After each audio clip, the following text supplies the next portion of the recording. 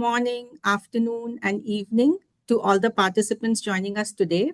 Welcome to the 14th session of the Cool Talks, the UNEP Cool Coalition webinar series, spotlighting innovative solutions, policies, and partnerships across the sustainable cooling landscape.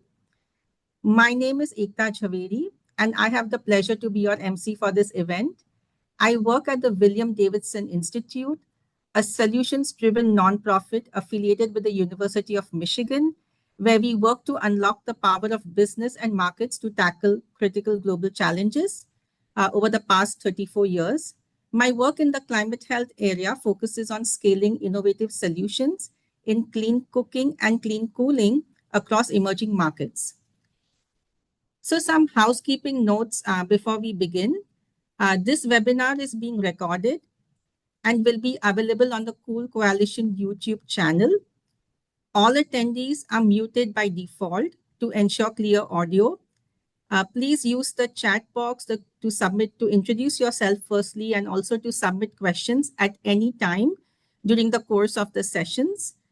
We'll take as many questions as we can during the dedicated segment, and any we don't get to will be followed up in writing.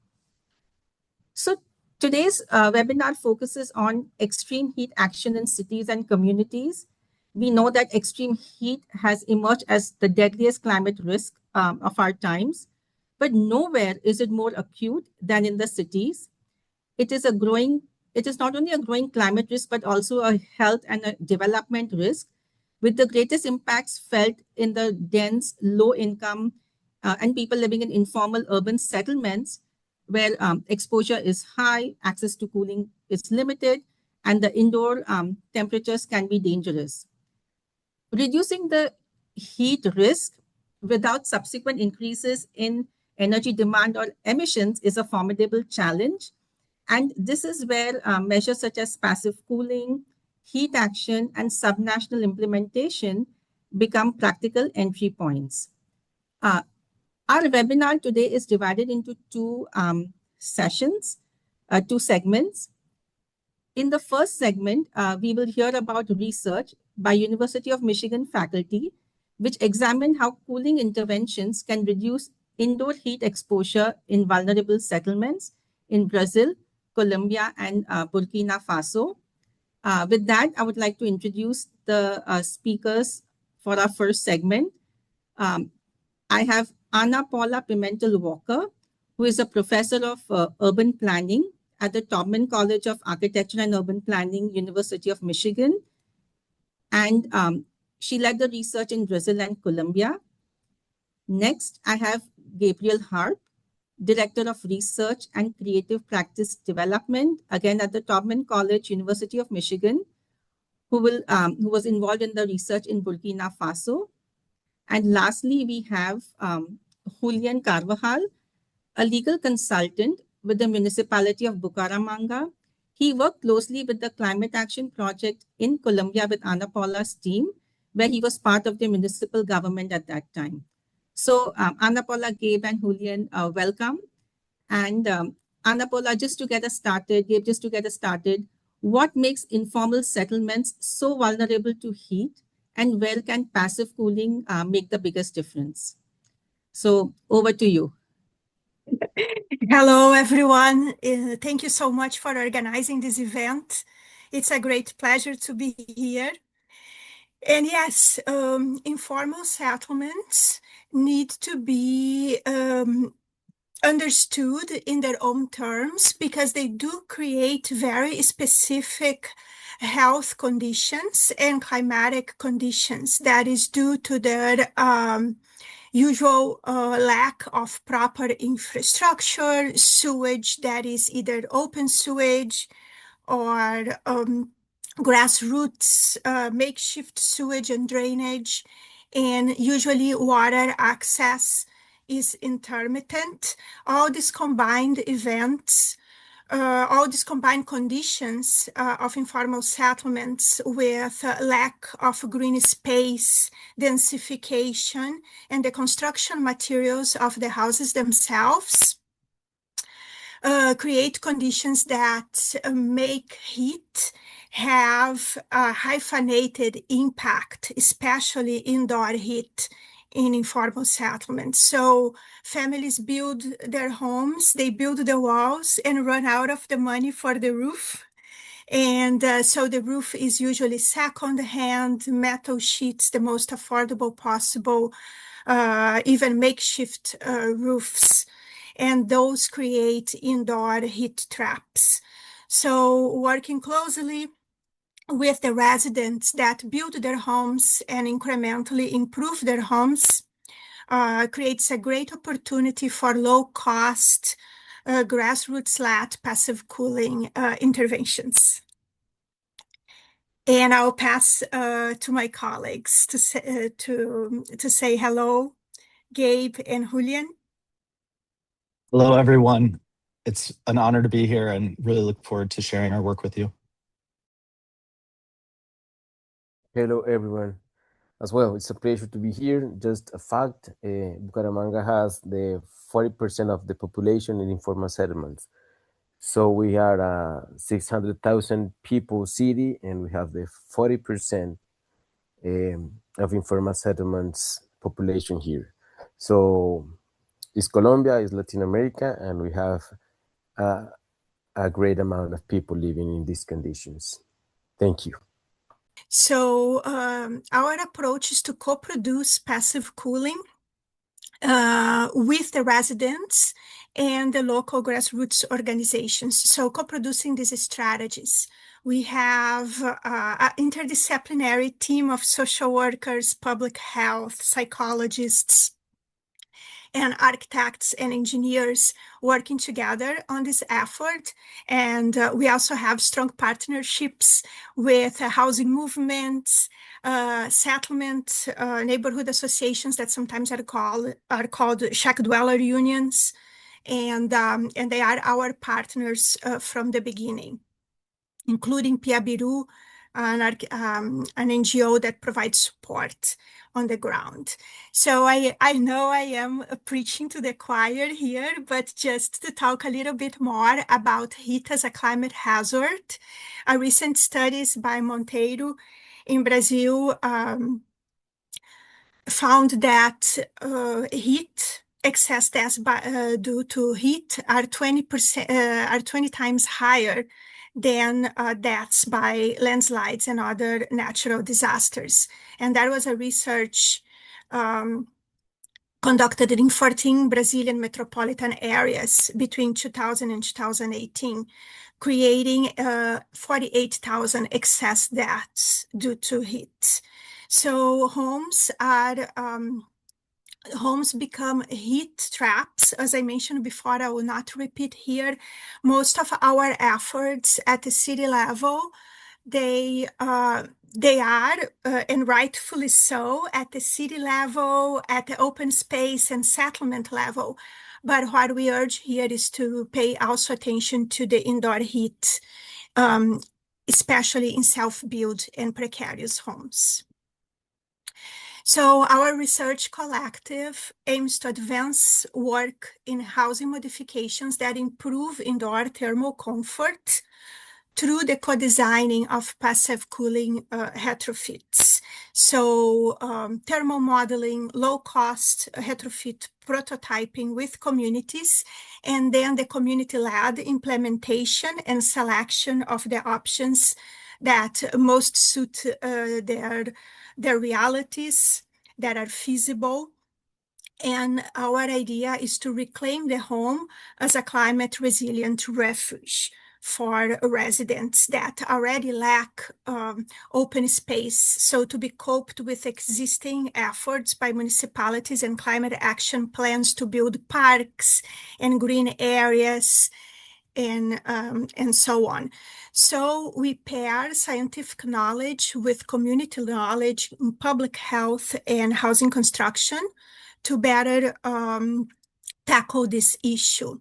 So one of our partners in Brazil is the Union of Housing Movements, and we have collaborated with them at the local level and at the state and national level. So this movement works in two fronts. One is the favela secretariat, the informal settlement secretariat, and the other is the construction of low-income housing through autogestão and mutirão, or self-management. So they provide social services, legal aid, policy advocacy, technical assistance to families, and we, as a public university, provide further support to advance their agenda, and also especially lately with climate resilient climate action efforts. So here, our team with students from the University of Michigan, we supported federal legislation for enhancing and improving and institutionalizing collectively managed housing improvements in Brazil. So our approach is to disseminate these methodologies that are community-led, NGO-led, in several forums, and here is a publication out of that with UN Habitat case studies. Other goal that I think overlaps with the Cool Coalition is the use of nature-based solutions to address these issues. So here is our effort. We collaborated with this branch of the movement in the East District to create a native plant nursery that would provide trees for several informal settlements and also several low-income housing projects. So providing the capacity building materials and then also the resources to get that started. Our other work with Professor Arquero de Alarcón is precisely in the area of young land occupations. So these communities that we are starting to implement passive cooling in São Paulo, they are not yet consolidated favelas. So we work with that consolidation from the beginning so that they are environmentally sustainable and also climate resilient. Here, we contributed concretely in a project for the rebuilding of community center in a settlement that was destroyed by a flood. And we work closely with Piabiru in their efforts to improve housing and settlement conditions. Then also at the favela front, we work with policy documents and manifestos to bring issues of water security, climate resilience into the upgrading process. In Colombia, we started our approach in Colombia through the UN and the analysis, UN legislation unit, policy and legislation unit, through the analysis of Colombian climate change laws and urban laws. From that, we had the pleasure to meet Dr. Julian Constantino, who was the land legalization coordinator for the city. And with a group of students, we approached one community action board and ran several community-based workshops, participatory mapping, community chronology, transact walk with the leadership of the movement, and then a direct observation checklist of climate hazards. The result of all that is that this community prioritized heat mitigation and water insecurity as the two major issues. As you can see here, the community themselves provide community level and individual level solutions for offsetting indoor heat. So based on these individual strategies and community strategies that I have just shared with you, we have developed a theory of change for passive cooling that has 3 levels. One is what we call a zero investment, no cost solution that invests on popular architectural education, thermal comfort literacy, and health focus. And here is the house of Janie. As you can see, it's made of plywood that's deteriorating, and she found these cardboards in the dumpster and glued them to the wall. Here, with our building simulations that Dr. Lars conducted, part of this team effort, we realized that, for instance, an air gap would only decrease temperatures by 1 Celsius, but it would have other co-benefits that would be beneficial for respiratory issues, avoiding mold and humidity inside the house, and then circulating the air. So providing a toolkit for households and where they can use what they have to select improvements that are minor, but can be effective. Then we build on the tradition of the communities for mutirão, or joint effort work, and invest with the housing movements in the neighborhood associations as multipliers of community-led implementation. So we provide the manuals, we provide the one-on-one conversations so that residents and communities can organize low-cost passive cooling practices.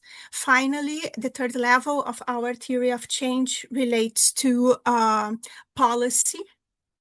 And here we try to provide or attend in person or try to provide support for the movement to attend national and international events where the realities of informal and precarious settlements can be conveyed at policy forums. So our first step was ethnographies of construction with communities, and then I'll pass to Gabe. Everyone, and Anna Paula was just about to describe some of the work to understand the buildings and the information about the building structures, the materials, the dimensions, the occupancy, the patterns of practice and activity within them. We take that information and we use it to build computer models to help simulate and compare different building types. Here you see an example of mud brick homes from Burkina Faso with different roof types, both steel and mud brick roof types. We use this information because we don't want to make costly modifications to people's homes at the outset.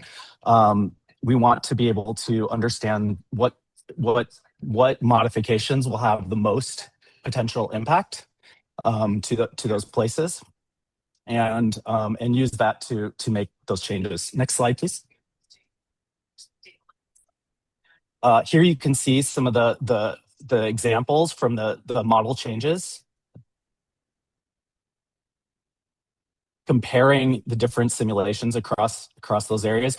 We then turn that information into illustrations and visual materials that we can use to help communicate and to share what those modifications can be with different communities. Next slide, please, Anna Paula. Here you can see examples of cross ventilation or airflow for the different homes. And we create a variety of different examples to be able to show what different interventions are, and then use those to be able to not only share research with researchers ourselves to understand the different trade-offs of materials, different interventions, but then also to be able to communicate with different implementation teams out in the villages as well. This is an example of the solar chimney system and so on. We take these materials and next slide, please, Anna Paula. We oftentimes have to negotiate and sort of share how to use the materials that are available in the particular place to make the interventions most feasible. And I think you can move through the next slides. Yes, here's an example of the second ceiling. And I think the last example that is in there is also for some of the cards that we would make to also share with the communities themselves. And Anna Paul will just mention some of the co-design aspects of that, because this is where these visual materials become very important and helpful for the co-design. Yes, so we ran several workshops, used surveys, used the cards, and then attended community-led dialogue circles to convey the same information in multiple ways and get feedback.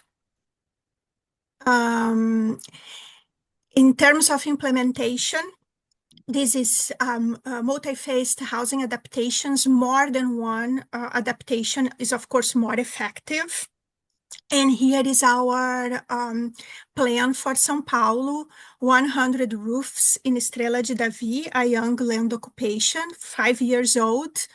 And we expect from the building simulations a 5 degrees Celsius reduction in indoor temperature with cool roofs only, and we'll monitor indoor temperatures and humidity. And I'll pass to Julian for Bucaramanga.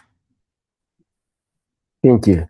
This settlement was started in 2001. Now we have 400 or 430 houses with around 1,000 residents. So it's a huge settlement, but in the matter of fact, as you can see here, we have 7 informal settlements in the area. I guess we have 2,000, 2,200 people living there. As Ana Paula told, I was the land legalization coordinator in Bucaramanga. So my work was like prioritizing these settlements and this reality of the city, so that we can do the legalization process, and recognizing all the settlements, like just to try to get them public services, water, storage, and gas. The next one, please, Ana Paula.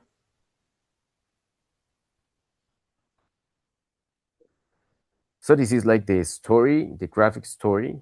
If you see 2002 and 2024, it's completely developed and built it, not planned it, but built it. The next one, please, Ana Paula. Here we have like the Club de Leones, Lions Club, the Acción Comunal or Community Board, and the Alcaldía, that are the one that are helping us locally to make this project go on. The next one, please. This is the community center. This is the place where the community gather around. They have a lot of activities, and we prioritize the community center just to make an intervention. So you can see the next one, please. This is the blueprints. So we have a very nice community center. It's well constructed, but the ceiling is a metal layer, and we are now doing this. Can you please, the next one? Julian, sorry, just you need to wrap up, like just a couple of more slides. Yeah, that's the, yeah. So now we are making this intervention.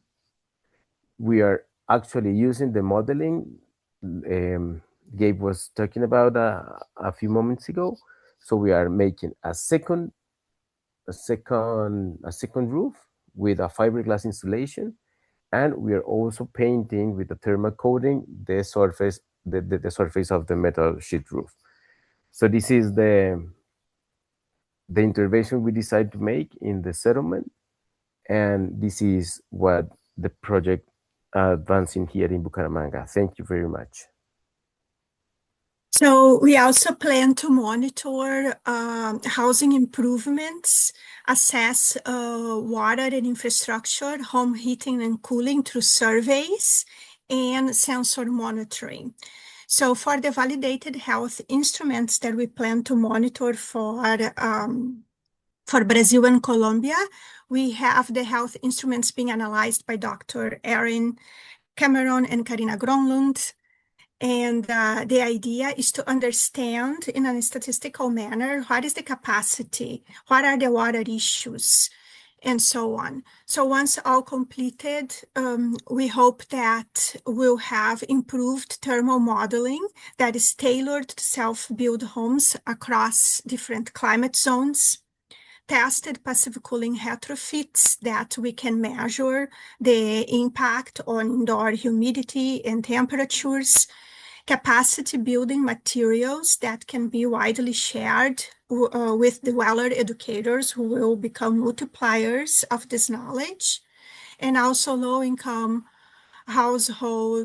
household costs by reducing the use of electricity, not eliminating, but reducing fans and air conditionings, which also creates a climate mitigation co-benefit.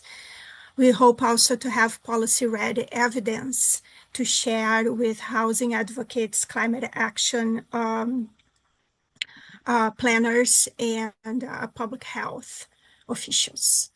Thank you. All right. Thank you so much, Ana Paula, Gabriel, and Julian. It was such an insightful presentation. I think some of the things that really stood out is that a self-built housing in Bucaramanga, I can see that similar things in India, like my hometown is Mumbai. I mean, the makeup is pretty similar. So, and even just the participatory approach of your project, like there was a huge team involved. You worked with the local communities. You co-created the solutions using locally available materials. And for me, what stood out was some of the, the computer simulation comparisons, which Gabe, spoke about, like where you were comparing the passive cooling interventions across the house types, climate zone. I mean, this is really insightful. And I think that your findings definitely offer important lessons for cities all across the world, which are seeking equitable responses to rising heat. And now it will be all about implementation. We will hear about how cities are taking action to scale, moving from heat risk assessments to implementation, translating national commitments into practical delivery on the ground with several programs and initiatives. You've probably heard about those, such as Nature for Cooling Challenge, 50 at 50, which is the flagship activity of the Beat the Heat implementation drive, Heat Action Day, etc. So with that, I would like to introduce our first speaker, Eva Guria. Welcome. She is the Partnerships and External Relations Lead for the National Biodiversity Strategies and Action Plan, NBSAP Accelerator Partnership. So Eva, can you speak to like how nature-based solutions can help cities reduce heat risk while also advancing biodiversity and resilience goals? Over to you. Thank you so much, Hector. And I believe you are passing my presentation. Yes, thank you very much. And it's up and ready to go. So good morning, good afternoon to everyone. Thank you, Hector, again for the introduction. And I also do want to thank Marisol from the UNEP organizing team, as always, for her kind invitation. So the second slide, please. So in the previous presentations, we heard about passive cooling interventions and how they can improve thermal comfort and livelihoods. And as Hector said, I would like to build on that discussion from a biodiversity and implementation perspective. I am not an architect, I am not an urban planner, but I am here representing the NBSAP Accelerator Partnership. And this is a country-led initiative supporting more than 60 countries in accelerating the implementation of these countries' national biodiversity strategies and action plans. I know a mouthful, but better known as NBSAPs. And really what we're seeing from the accelerator, no surprise there, is that cities are becoming critical implementation platforms where biodiversity commitments really become real and tangible. So what we have at a global level, we have a normative framework formally adopted by nearly 200 countries. And this is known as the Global Biodiversity Framework, the GBF. And that really sets the direction from global to the national level via these countries' MBSAPs for conservation, biodiversity conservation, restoration, or sustainable use. However, cities and communities really is where implementation happens. So next slide, please. So as was mentioned, urban heat is often discussed as a climate issue, but it is also a biodiversity and resilience issue. So heat affects ecosystems and water systems and infrastructure and livelihoods, as we heard, because it places additional pressure on already vulnerable communities. Furthermore, urban heat can also reduce the capacity of existing urban ecosystems to provide the services that they normally provide that people depend upon. So like nature for food or nature for water or clothing or health. So the truth is, when we lose biodiversity and ecosystem functions in cities and communities, but especially in cities, we also lose nature's natural cooling capacity. So this is why heat, biodiversity, and resilience should be viewed as interconnected challenges. And this is one of my main messages today. Next slide, please. So really, nature is cooling infrastructure. And to your question, Ekta, nature-based solutions to heat should not be viewed as decorative greening projects, but they are natural infrastructure that helps deliver multiple benefits simultaneously, not just for biodiversity, not just for climate, but also for development at large. But focusing specifically on biodiversity. Well, we know that trees and urban forests, they provide shade in evapotranspiration, but they also improve air quality and biodiversity. We also know that wetlands and blue-green infrastructure can provide cooling while also helping manage floods and supporting water security.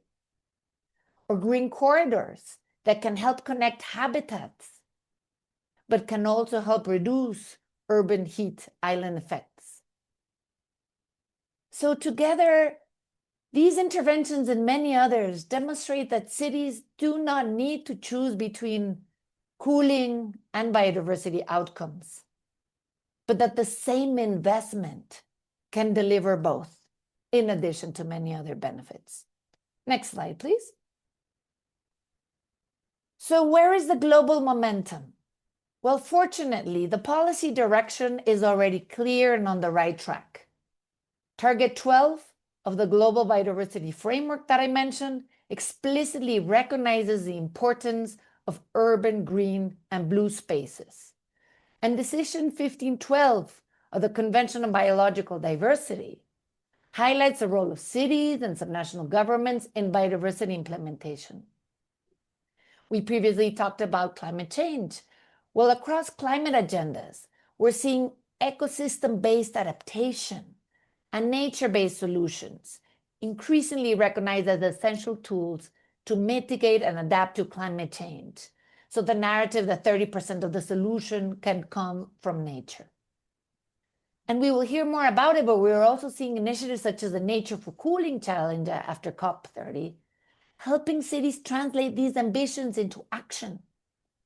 So really the challenge today is no longer policy recognition as it was in the past, but it is really implementation at scale. Next slide, please. So if we go from plants to pipelines, within the accelerator countries, we are seeing a common trend. And that is that countries are increasingly viewing cities as places where biodiversity, climate adaptation, and development objectives can be delivered together, like the examples that I show, Zimbabwe, Mexico, or Thailand, among many others. But really, the common thread is clear.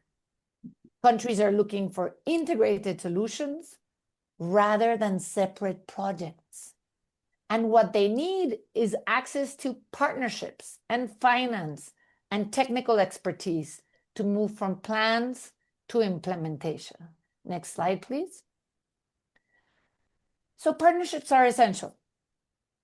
No single institution can deliver cooler and more resilient cities alone. So cities and local governments are essential because, of course, implementation happens on the ground. But national governments are creating the enabling policies and the financing conditions for this to happen. Furthermore, development partners and finance institutions and UN agencies and non-state actors and technical organizations and academia will help provide the expertise and the resources. And this is a moment where I self-promote my work at the NBSAP Accelerator Partnership. But the partnership exists to help connect countries with technical and financial support. And we do this through our matchmaking mechanism, which is at the heart of what we do, but also through our facilitator program, where we have individuals embedded in governments in now 24 countries. Next slide, please. And this is my last slide. Okay. So, call to action. So I would leave you all with 3 priorities. First, we need to think about integrating urban cooling into biodiversity implementation frameworks at all levels. And second, invest in biodiversity positive green and blue infrastructure. Last but not least, strengthen the partnerships that I shared with cities, governments, technical experts, financial providers. Because nature-based solutions allow cities to address heat, biodiversity loss, and resilience challenges simultaneously. And my next slide is just a thank you and a reminder that the most effective cooling infrastructure already exists in nature. Thank you very much. Over back to you, Edita. Right. Yeah. Thank you so much, Eva, for such an insightful presentation. I think what really stood out for me is that framing of urban heat is not just a climate problem, but also a biodiversity and a resilience challenge at once. We don't think it that way. For city planners and people working at this level, city level, it's a powerful reframing that you should not treat like tackling urban heat and the biodiversity are their like separate challenges. It's interconnected. And the second thing that stood out was the architecture, like, the frameworks, institutions, they exist. The architecture is there. It's more about, the connections, resources, the political will to actually implement them at scale. So thank you so much. Very insightful. And then now we move on to our second speaker in this session. Welcome to Aynur Kadi Hasanoglu. She is a senior urban specialist at the Red Cross and Red Crescent Climate Center. And this year's Heat Action Day was led by Red Cross Red Crescent Climate Center. And it was about raising awareness of extreme heat indoors and the simple measures which people can take in various settings, whether at home, at school, in care settings. So Aynur, what does effective community-based action look like in practice, especially when we talk about, people most at risk? Over to you. Thanks so much, and thanks for having me, and thanks for this great question. As the Red Cross Red Crescent Network, climate change and more specifically understanding of and taking action against impacts of extreme heat on the most vulnerable high-risk communities are definitely a priority for us. In that regard, being one of the reference centers of the Red Cross Red Crescent, the Climate Center has been leading a wide range of innovative initiatives, including the Heat Action Day, which I will come to. But many of our actions are spanning from contributing to and communicating climate science to the communities, setting up multi-stakeholder anticipatory action, since heat and extreme heat events are pretty accurately predictable hazards, and we should not wait until it happens. We can take anticipatory action. We should have, and we are really supporting communities and develop and set up inclusive heat early warning systems, so on and so forth. But I will focus on, as you mentioned, Heat Action Day. And because Heat Action Day, although it's a global event becoming, expanding more and more globally owned, it really reflects our approach well to community-based action against extreme heat. On June 2nd, we coordinated the 5th edition of Heat Action Day. It happens on June 2nd every year. It's a global day of action to raise awareness on the impacts of extreme heat and inspire action against the risks. So since 2020, the launching of Heat Action Day, it's growing steadily. Now we have hundreds of local branches of not just Red Cross, Red Crescent, local NGOs, community-based NGOs, cities, network of cities are joining. And this year we have the pleasure of having UNEP Cool Coalition also joining us as a partner, organizing partner. So I will put the chat in the link in the chat for the Heat Action Day. You can explore it yourself and look at the actions and all the beautiful things that people are organizing all over the world. But since I know I don't have much time, I will say a few things that I think reflects our approach in general and our values, but also gives you a little bit understanding of what the Heat Action Day is. So even though we choose a theme every year, and this year's theme was, for example, indoor heat risk. Last year was recognizing and responding to heat exhaustion and stroke, basically how to give first aid and what to do. All the activities that happens Heat Action Day are completely locally designed. We just give as a guidance this theme to kind of ensure that there's some coherence and a good footage of the same topic, but it's not restrictive at all. Local communities, cities decide based on their priorities, context, what to do, how to observe Heat Action Day. We also provide relevant resources and key messages. What is really interesting is that Heat Action Day brings together multi-level stakeholders from national governments, international organizations, global networks such as ICLE, C40, and cities, city administrations, municipalities, as I said, local branches. And we try to foster some kind of mutual understanding and culture of collaboration between these seemingly different levels, bridge the communities with higher level policy and decision making. This is particularly important because you already listen all the panelists, and especially Eva touched upon the systemic nature of heat risk, which I couldn't agree more. We know that heat risks are results of systemic failure, and it requires systemic solution. But as long as all these levels, communities, cities, national level, stay so disconnected as it is in many places, it's very hard to come up with systemic solutions. So Heat Action Day serves as we hope that as a platform to nurture that culture. We really try to make that happen, and I think we are going in that direction.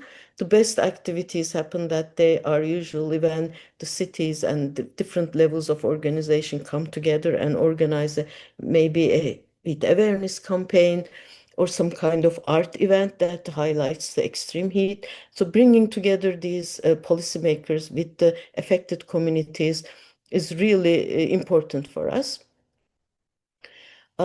We also very actively encourage our local Red Cross, Red Crescent branches to partner with cities.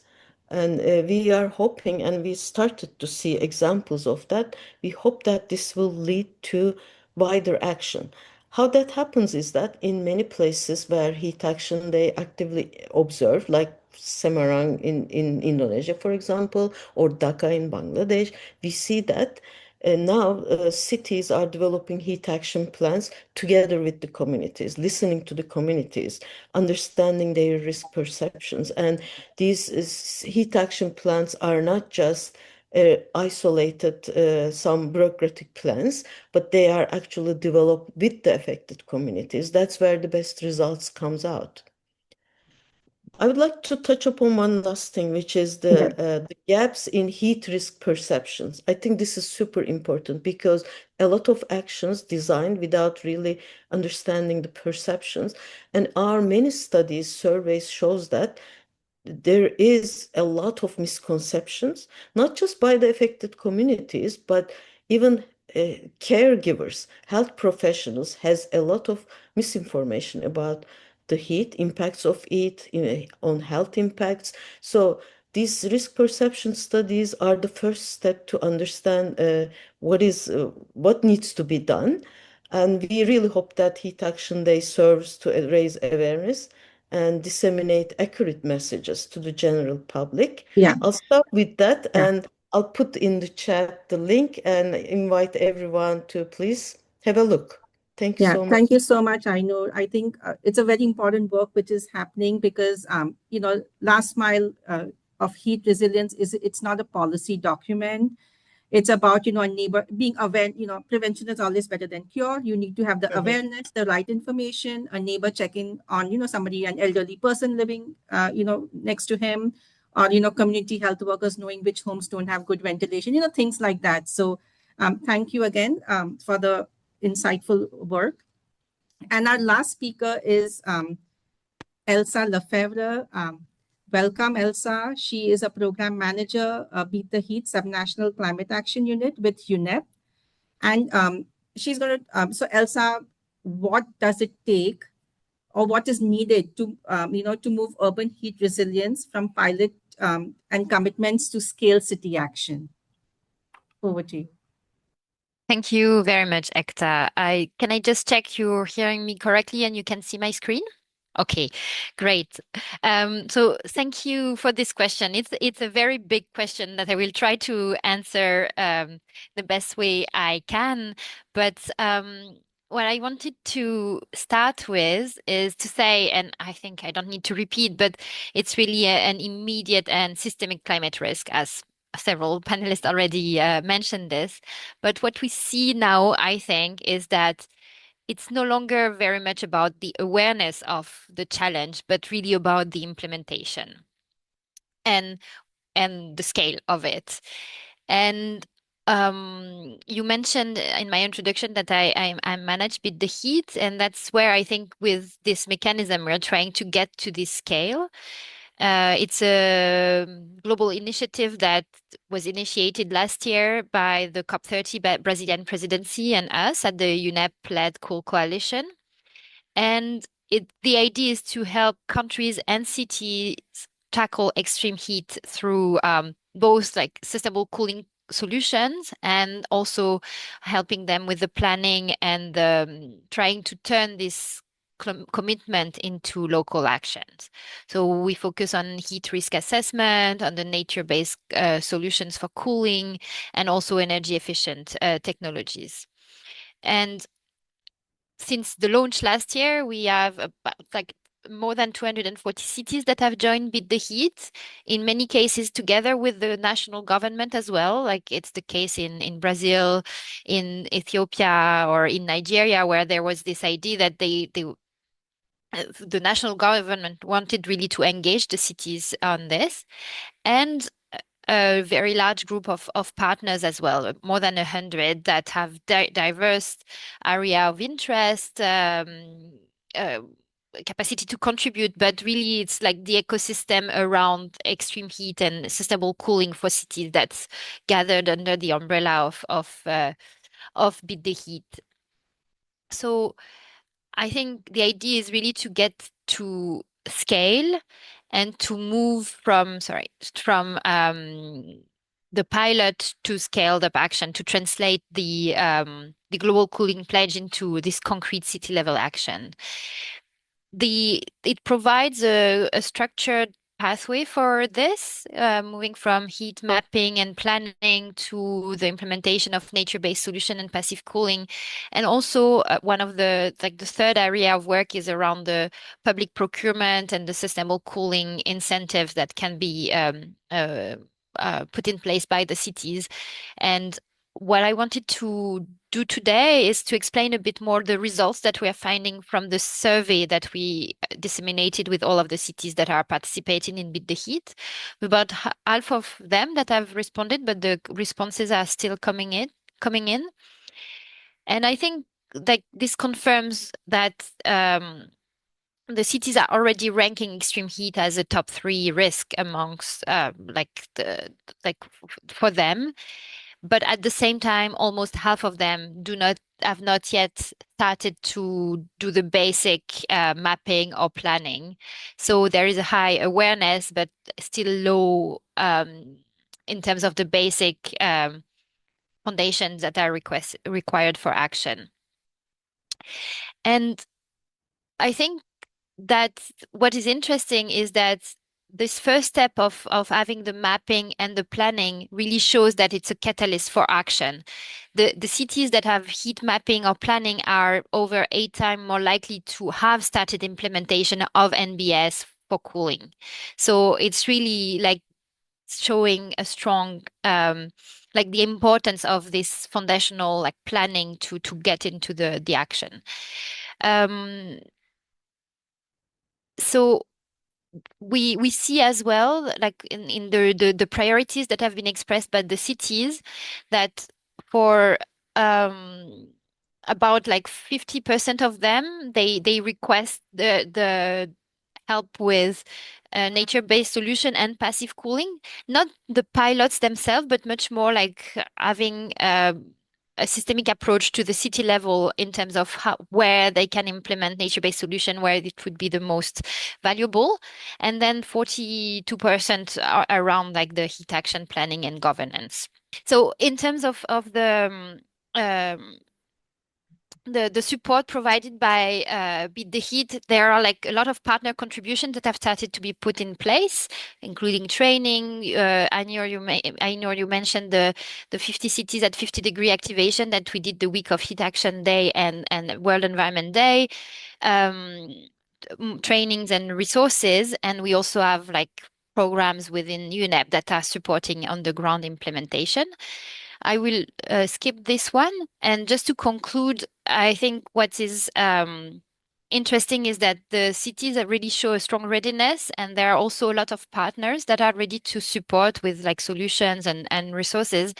And the main like block that has been expressed by the cities and that we all see, I think we see it in the questions as well, is really the financing models to get to the scale and go to the system-wide transformation. Thank you, Ekta. I will stop here. Yeah, no, thank you so much, Elsa. Sorry to rush you, but I think this last panel pretty much showed us, I mean, the research is there, evidence research is there, policies are in place, it's implementation, right, which needs to push, across city systems, neighborhoods, and households. And what I really liked about your slides, Elsa, was about the implementation pathway that you showed. And obviously that if there is heat mapping and planning done, this is a robust foundation for the cities to build upon. That is where they'll be more successful in tackling these the challenges. So we'll quickly move into the Q&A section, and I see some questions already. Eva, do you want to take the urban greening one? It says, what motivates the cities to provide land for greening? Is there a way of showing the cost benefit of having more greenery as opposed to building more physical structures? Perfect. Thank you, Ekta. No, just very quickly, what we're seeing across cities is that it's not a matter of choosing between greening and development planning, as I said in my presentation, but it's rather recognizing the green and the blue infrastructure is itself a form of infrastructure investment. So cities are more motivated to allocate land for greening because urban nature delivers services that would otherwise require significant investments in engineering solutions. So I mentioned the cases of trees and parks and wetlands, etc., that can help reduce temperatures, improve air quality, manage stormwater, etc. So there's a growing body of evidence that shows that the economic benefits really outweigh the costs if we take into account all of the benefits that it can provide. Thank you, Ekta.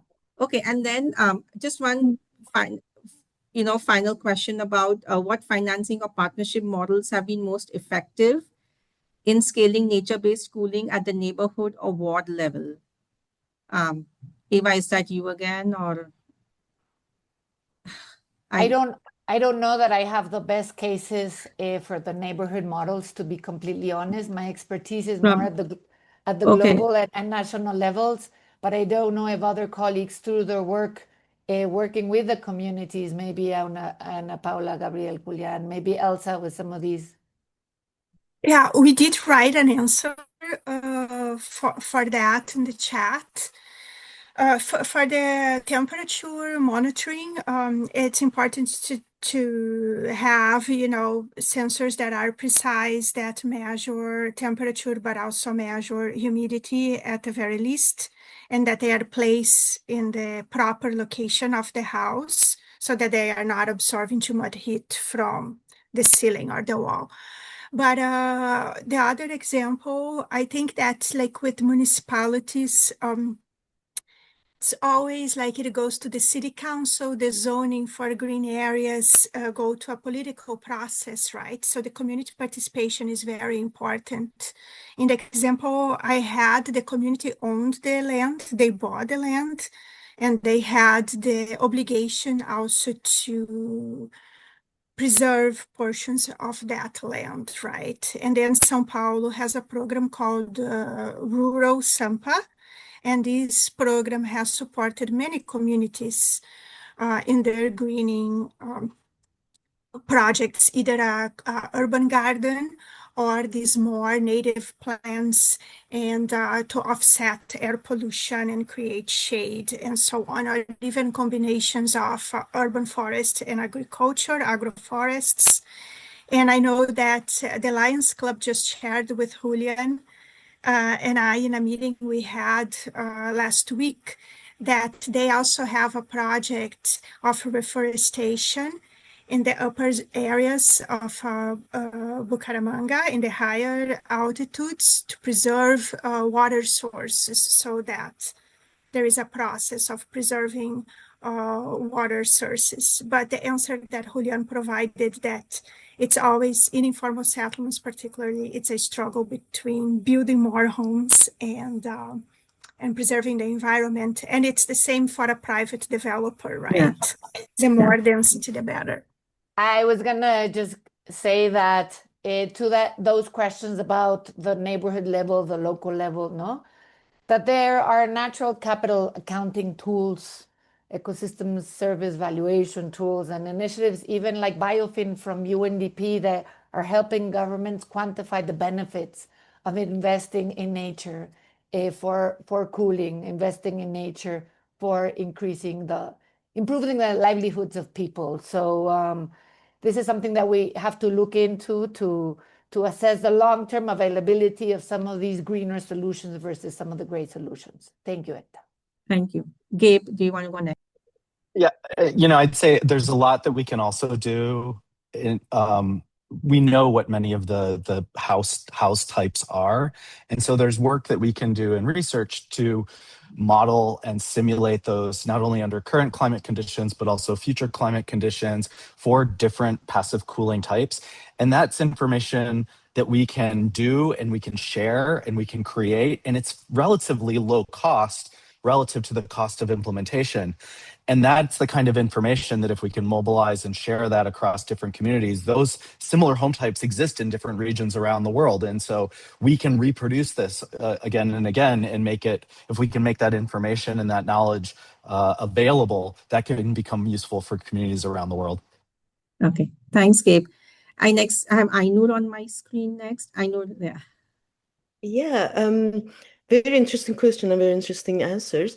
I just want to say that we ask these questions to ourselves as well. And We organized a heat adaptive architecture competition for this kind of context among students, and I put it in the chat if you can share it. And that shows very interesting results, meaning that when you really look at, go to the community level, look at the local condition, look at the local materials, talk to people, it is possible to come up with very, very cost-effective, easily scalable solutions. So please look at that solutions that are already in the chat. These are extremely low cost, extremely locally adaptive, flexible solutions. My point is that every risk is local, obviously, but heat is very, very local, and the solution has to be local. But let's not forget the systemic nature. So these needs to be come to the systemic actors, let's say. That's where the city coalitions works very well, and coalitions between the communities and city authorities and other organizations works very well. But this communication and exchange of information between very local level, community level to the decision making is the critical. Without that, it's really difficult to come up with any viable solution. So my departing message is that let's work together making these bridges, and solutions will come out. Yeah. Thank you. Thank you, Ainur. I think I next have Julian and then Elsa, and then we wrap up. Yeah. Thank you, Ekta. I just wanna kind of quote Ainur. I'm completely on that line. Community is the principle. Then you can go up in the level, you know, tier politics, but community and their experience and their models and their ways to decrease the heat and to be adaptive and to be resilient, they are the one who teach us when we go to the community, when we go to the community center, when you go to the houses, when we go to see the family Julian, there. yeah, can we just Thank you. keep it to, yeah, thank you. Just a couple of lines and then we wrap up. Okay, sorry, yeah, Elsa. Yes, very briefly on the financing model, I think the response from Anna, Paula in the chat is very good. And I just wanted to say that there is not just one funding model and one funding source. So it's really this blended mechanism that are really successful. And I think it will require some seed funding from municipalities in most cases, but then private sector can come in. The stewardship model are also very interesting. So I think not one single answer, but I point you to this response there. Okay. Thank you all. Thank you so much for all the speakers and participants for a very engaging conversation. As mentioned, the presentations and recordings will be available like by early next week. And thank you again. Have a good rest of the day. Yeah. Thank you. Bye. Bye-bye.